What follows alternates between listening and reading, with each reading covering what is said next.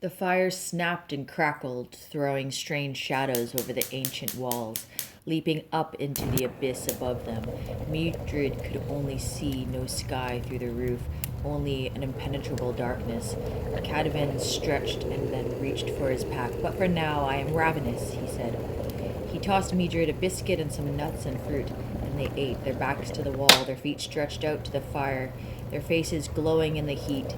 Mildred could hear the silence of the empty land around them, stretching for miles beyond the friendly popping of the firewood. It bore down on her like a weight, and then the sound she feared, a long, drawn-out howl. She almost dropped her biscuit with fright, but Cadvan appeared unmoved. "The sun has set," he said. "Werewolves?" she whispered. "Yes, for the meantime the hunt is starting. They will take a little time to work out what to do about the barrier. It's white fire. The dark cannot pass it without breaking its power, and that will not be easy.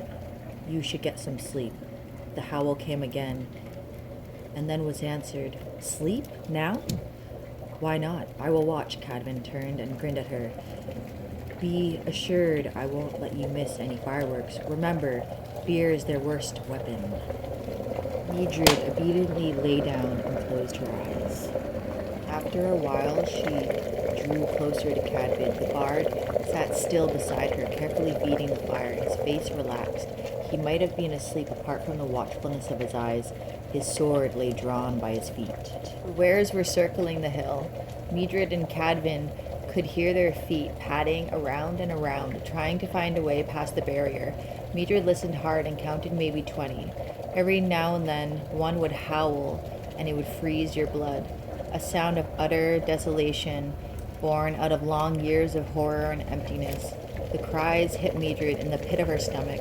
They seemed to her the very sound of unlife, of creatures neither dead nor alive, but caught in a tormenting void between condemned to envy and hate, everything that took joy in existence. She shuddered with nausea. Cadvan continued to feed the fire, apparently unmoved.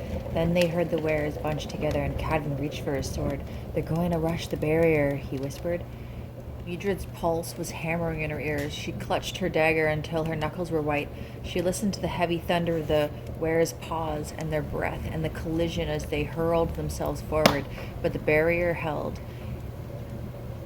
and they were repulsed. Howling, Cadvan relaxed and sat back. "First game to us," he said to Mildred. She saw the flash of his grin through the leaping shadow. The wares' assault on the barrier lasted for more than an hour. They threw themselves again and again at the enchantment, or tried to break it with their claws and teeth. Cadvan and Mildred sat in silence the entire time. Cadvan's barrier held well. They were not strong enough to break it, and he wanted them to tire themselves in useless assault. He hoped that they would hurl themselves against it all night. Then they stopped their rushing, and he heard one were, the leader, he guessed, begin to howl. But it was a different howl this time, a thin, almost human wail with words in it.